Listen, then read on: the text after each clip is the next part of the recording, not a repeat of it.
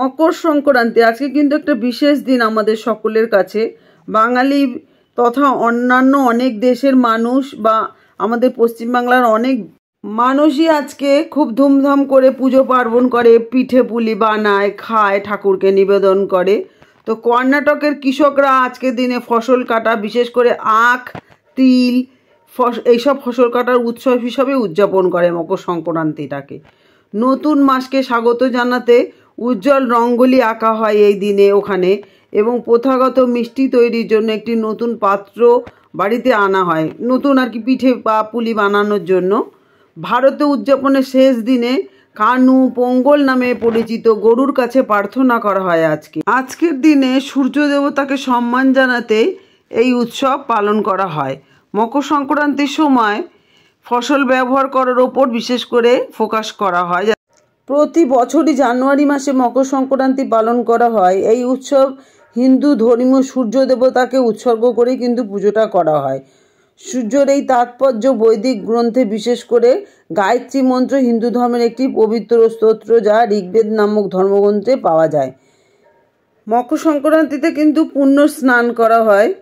সেই অনুযায়ী লোকেরা বিশেষত গঙ্গা, যমুনা, গোদাবরী, কৃষ্ণা, কাবেরী এসব নদীতে পবিত্র স্নান করে। বিশ্বাস করা হয় যে এই দিনে স্নানের ফলে অতীতের পাপের পুণ্য বা মুক্তি পাওয়া যায়। তারা সূর্যের কাছে প্রার্থনা করে এবং তাদের সাফল্য এবং সমৃদ্ধির জন্য ধন্যবাদ জানায় সূর্যদেবকে। তো মকর সংক্রান্তির ওপর আমি একটু বিস্তারিত আপনাদের সাথে আজকে আমি শেয়ার করব। তার আগে বলবো, নতুন হয়ে থাকলে অবশ্যই চ্যানেলটা সাবস্ক্রিপশন করে পাশে থাকুন, সকলের সাথে শেয়ার করুন তথ্যমূলক ভিডিও, আর লাইক করুন, কমেন্ট করে জানান কেমন লাগছে। তো বন্ধুরা, আজকে এই যে উপরে দেখছেন সুন্দর পিঠে পুলি, এগুলো নিশ্চয়ই আপনারা আজকে বানাচ্ছেন, খাচ্ছেন সবাই। আমি কিন্তু বানাচ্ছি না, আমার কষ্ট হয় আর খেতে পারি না, প্রচণ্ড গ্যাস তো, তাই পিঠে টিঠে খুব একটা খেতে পারি না। এই একজন দিয়েছিল দুটো পিঠে, একটা খেয়েছি, এরকম আর কি। খুব একটা ভালো লাগে না, কিন্তু কষ্ট হয় বানাতে, অনেকটা ঝামেলা আর কি। যারা করতে পারে তাদের তো ধন্যবাদ আমি দেবো সবসময়, যে তারা এত কষ্ট করেও এরকম একটা সুন্দর জিনিস বানিয়ে খান এবং বন্ধু বান্ধব আত্মীয় স্বজনের মধ্যেও বিলি করেন। তার জন্য আমি অনেক ধন্যবাদ দেবো আপনাদেরকে, কারণ অনেক ধৈর্য লাগে এসব বানাতে, সবাই চাইলেও বানাতে পারে না।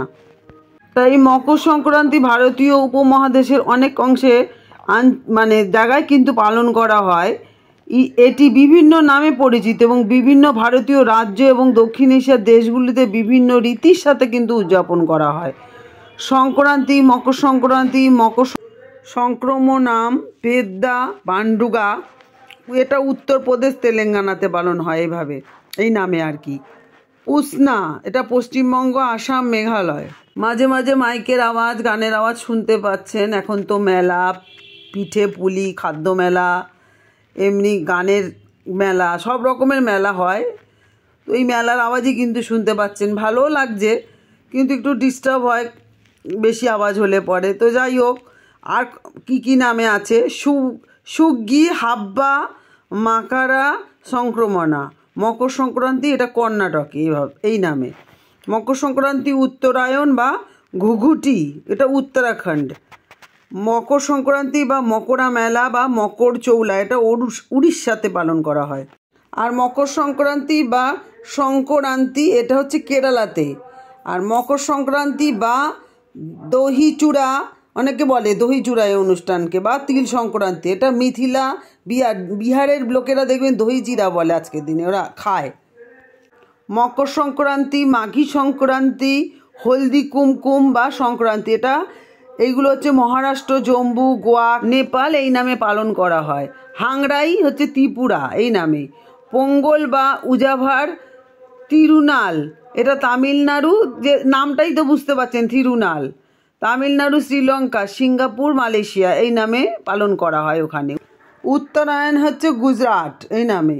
মাঘী মানে হরিয়ানা, হিমাচল প্রদেশ, পাঞ্জাবে এই নামে পালন হয়। মাঘ বিহু, ভোগালী বিহু, এটা আসাম। বিহু তো জানেনই, বিহু হচ্ছে আসামে বিখ্যাত। শিশুর সায়ংক রাত, কাশ্মীর উপত্যকাতে। সাকরাত, এটাতে খিচুড়ি, এর মধ্যে খিচুড়ি খায়, উত্তরপ্রদেশ এবং পশ্চিম বিহার। পৌষ সংক্রান্তি এই নামে পশ্চিমবাংলা, বাংলাদেশ এই নামে আজকের দিনটা পালন করে। টিনা সাকরাইত এটা মিথিলাতে, তিরুমুরি এটা পাকিস্তান, মানে অনেক দেশেই পালন হয় আজকের দিনটা খুব জাঁকজমক করে। ভারতের অধিকাংশ অঞ্চলে উৎসব 2 থেকে 4 দিন ধরে স্থায়ী হয়, যার প্রতিটি দিন আলাদা আলাদা নাম এবং আচার অনুষ্ঠানের সাথে উদযাপন করা হয়। প্রথম দিন মাঘী ভোগী পাণ্ডুয়া, মকর সংক্রান্তির দ্বিতীয় দিন পেদ্দা পাণ্ডুগা, উত্তরায়ণ মাঘ বিহু। 3 দিনের যেটাকে বলে সেটা মাত্তু পোঙ্গল কানুমা পাণ্ডুগা। 4 দিনের দিন কামুন মানে কানুম আর কি, পোঙ্গাল মুক্কানুমা এইসব নামে পালন হয় 4 দিন ধরে।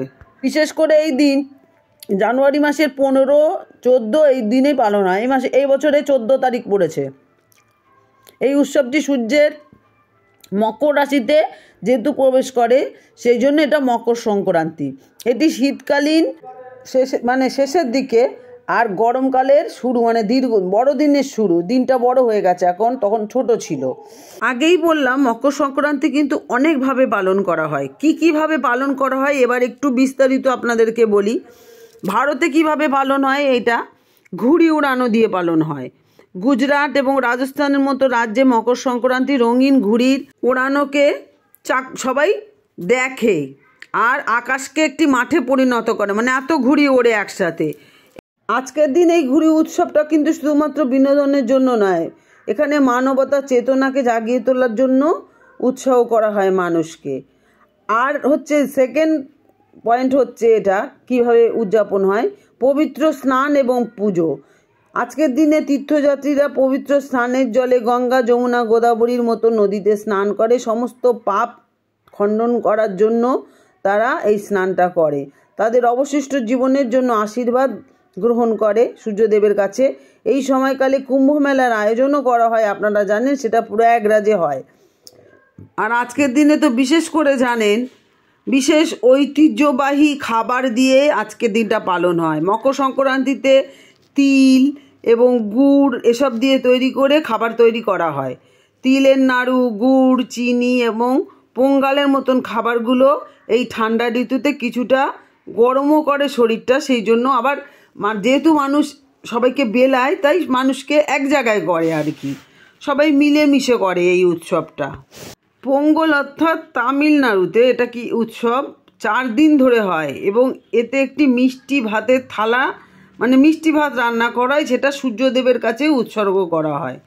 লোহরি এটা পাঞ্জাবে এই নামে পালন করা হয়। এটি মকর সংক্রান্তির 1 দিন আগে পালিত হয়। বনফায়ার এবং গান এবং নাচের সাথে সাথে এই উৎসবটা ওখানে পালন হয়। এবার মাঘ বিহু বলে আসামে এটাকে, এটা একটা ধর্মীয় উৎসব ওইভাবে পালন হয় ওখানে এবং ঐতিহ্যবাহী খেলার মাধ্যমে এইখানে পালন হয়। সকলের জন্য মকর সংক্রান্তিতে কি বার্তা থাকবে সেটাই এখন জেনে নেব। এই আজকের দিনে কি হয়, সমস্ত মানুষ একত্রিত হওয়ার একটা বার্তা যায় সকলের কাছে। বেশিরভাগ মূল বার্তাটি ঐক্যের বার্তা এবং মানুষ কৃতজ্ঞতা স্বীকার করে একজন আরেকজনকে। আবার ধরুন পিঠে পুলি আপনার বাড়িতে হচ্ছে, আমার বাড়িতে নিশ্চয়ই একটা আলাদা পিঠে, তাহলে আমি কি করব, আমি আমারটা আপনাকে দেবো, আপনি আমাকে দেবেন। তার মানে কি এটা একটা ঐক্যের বার্তা পৌঁছলো সকলের কাছে। সব কিছুর পিছনেই একটা ভালো তো কিছু অভিসন্ধি থাকেই, তবেই তো এই অনুষ্ঠান রিচুয়াল আমাদের জন্য। মানুষ মানুষের সাথে সুন্দর একটা সম্পর্ক তৈরি হয় আজকের দিনে, সেইটার জন্যই আর কি এই স্নান বলো, এই রীতি রেওয়াজগুলো বলো, খাওয়া দাওয়া, ঘুড়ি ওড়ানো সবটাই। শনি গ্রহ এবং সূর্যের একটা গল্প আছে এই অনুষ্ঠানটাকে ঘিরে একটি গল্প আছে, সেটা মকর সংক্রান্তির দিন একটি ধর্মীয় পৌরাণিক কাহিনী সূর্য এবং শনির গ্রহের মধ্যে সম্পর্কের ভিত্তি করেই তৈরি হয়েছে এই অনুষ্ঠানটি ওখানে। কারণ সূর্য এবং চন্দ্র দুজনেই কিন্তু খুব উজ্জ্বল, সেই কারণেই তাদের দুজন প্রায় একই, সেই কারণের জন্যই কিন্তু তারা বিখ্যাত আর কি। চাঁদের যেমন পূর্ণিমায় প্রচুর আলো হয়, সেরকম সূর্য উঠলে পরে সারা পৃথিবীটা আলোময় হয়ে যায়। সেদিক দিয়ে দুজনে প্রায় একই, সম্পর্ক ওদের একই, তার কেউ ছোট নয়, সবাই একই। এবং সূর্য আর চন্দ্রের এই উজ্জ্বলতার জন্যই কিন্তু তারা আমাদের কাছে পূজনীয় এবং বিখ্যাত বলা যায়।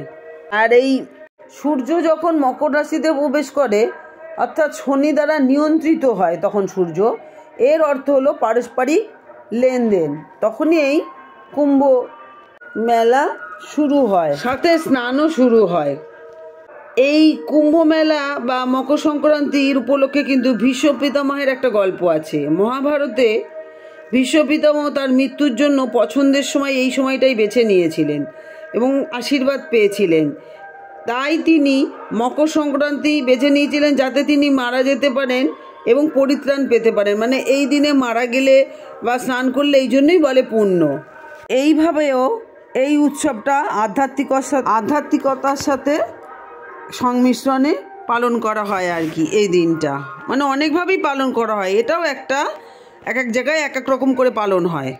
আর একভাবেও এই উৎসবটা পালন হয়, সেটা হচ্ছে মকর সংক্রান্তির উৎসবটা মন্দের বিরুদ্ধে বিজয়, মানে খারাপ জিনিসের নাশ হয়ে ভালো জিনিসের উদ্ভব হয়। এই দিনটা কিন্তু রাক্ষস শঙ্করাসুরের শেষ দিন হিসাবে মানা হয়, যেটি ভগবান শ্রী বিষ্ণুর দ্বারা ধ্বংস হয়েছিল। মানে ওই শঙ্করাসুর কিন্তু শ্রী বিষ্ণু ধ্বংস করেছিলেন, ওনাকে মেরে দিয়েছিলেন। এটি শুদ্ধের মানে ভালোর সূচনা, মন্দের বিনাশ, একটি নতুনের সব কিছু সূচনা। এই দেখেন না, নতুন গুড় সব কিছুই কিন্তু এই সময় ওঠে, ফসল ওঠে এই সময়। ভারতের মতো কৃষি প্রধান দেশে মকর সংক্রান্তির কিন্তু অনেক গুরুত্ব আছে। এই দিনে ফসল কাটার সমাপ্তি হয়, আর এই সময়টি যখন কৃষকরা নিচের জমি থেকে প্রাপ্ত ফসলের যে অংশ সেটা তুলে নিয়ে আসে। অ্যাকচুয়ালি এই উৎসবটা হচ্ছে একে অপরের সাথে একত্রিত হওয়ার একটা উৎসব। মূল বার্তা এটাই যে মানে মানুষ একে অপরের সাথে ঐক্যবদ্ধ হয় এই দিনটাতে, আর যার দেশের যা উৎসবের মাধ্যমে ঐক্যবদ্ধ হয়, একে অপরকে কৃতজ্ঞতা স্বীকার করে এবং মানুষ এবং প্রকৃতির মধ্যে সম্পর্ক স্থাপন করা হয়। একটি সুন্দর একটা জীবনের সৃষ্টির সূচনা হয় এই সময় থেকে। মকর সংক্রান্তির উপসংহারটা লাস্টে বলবো, মকর সংক্রান্তি শুধু ফসল তোলার অনুষ্ঠানের চেয়েও বেশি কিছু, কারণ এটি সমগ্র ভারতে পৌরাণিক অর্থে পালিত হয়। ঘুড়ি উড়ানো, পবিত্র নদীতে যেমন গঙ্গা এরকম কোনো নদীতে তীর্থযাত্রা, স্নানযাত্রা এবং মিষ্টি মুখ করা, ঐতিহ্যবাহী এইসব আমাদের মানে সংস্কৃতিগুলো চলে আসছে। জীবন এইভাবেই আমাদের বিদ্যমান হয়ে আসছে সেই আদিকাল থেকে। তাহলে আমরা এটাই জানলাম যে মকর সংক্রান্তি হচ্ছে মিলনের উৎসব, ঐক্যের উৎসব। মিষ্টি মুখ, ঘুড়ি উড়ানো, আনন্দ, স্নান সব কিছু নিয়ে, পুজো পার্বণ সব কিছু নিয়ে মকর সংক্রান্তি আমাদের কাছে খুবই উল্লেখযোগ্য একটা দিন এবং খুব আনন্দের দিন। পিঠে পুলি, মিষ্টি মুখ যে যাকে পাচ্ছে দিতে। আমাদের এখানে নেই, একটু দেশ গায়ের দিকে এগুলো হয়। আগে খুব খেতাম, মা বেঁচে ছিল যখন। এখন তো আর এসব শেষ, খাওয়া দাওয়া বানাতেই মানুষ কুড়ে হয়ে গেছে। এখন মিষ্টির দোকান একটা কিনে খেয়ে নেয়, এরকম আর কি ব্যাপার। তো যাই হোক বন্ধুরা, ভিডিওটা কেমন লাগলো আমাকে বলবেন। কতটা জানতে পারলেন এই মকর সংক্রান্তি সম্বন্ধে অবশ্যই আমাকে জানাতে ভুলবেন না। কেমন পিঠে পুলি খেলেন আমাকে জানাবেন, একটু ছবি টবি দেবেন, আমার খুব ভালো লাগে দেখতে। আমিও দিয়েছি ছবি। তো যাই হোক, আজকে বন্ধুরা অনেকক্ষণ ছিলেন আমার সাথে, আমার সমস্ত কথাগুলো শুনলেন, আমাকে উৎসাহ দিলেন। এইভাবে উৎসাহ দিতে থাকুন, এটাই আপনাদের কাছে আমার অনুরোধ, কারণ উৎসাহ ছাড়া কাজ করা অসম্ভব। তো আপনারা ভালো থাকুন, সুস্থ থাকুন, আনন্দে থাকুন, আর অনেক অনেক অভিনন্দন আমার সাথে থাকার জন্য। তো আজকে আসি, আবার দেখা হচ্ছে নতুন আরেকটা ভিডিও নিয়ে, নতুন আরেকটা তথ্য নিয়ে। তো পিঠে পুলি খান, আনন্দ করুন, মজা করুন। ভোলেনাথ সকলকে ভালো রাখুক, তারামা সকলকে ভালো রাখুক। নমো বিষ্ণু, নমো বিষ্ণু, নমো বিষ্ণু, নমঃ শিবায়, নমঃ শিবায়, নমঃ শিবায়। তো কালকের দিন তো পূর্ণিমা, আজকে মকর সংক্রান্তি, কালকের প্রথম মাস পড়ছে মাঘ মাসের, আবার বিয়ের মরশুম শুরু। তো আজকে আসি, সবাই আনন্দ করুন খুব।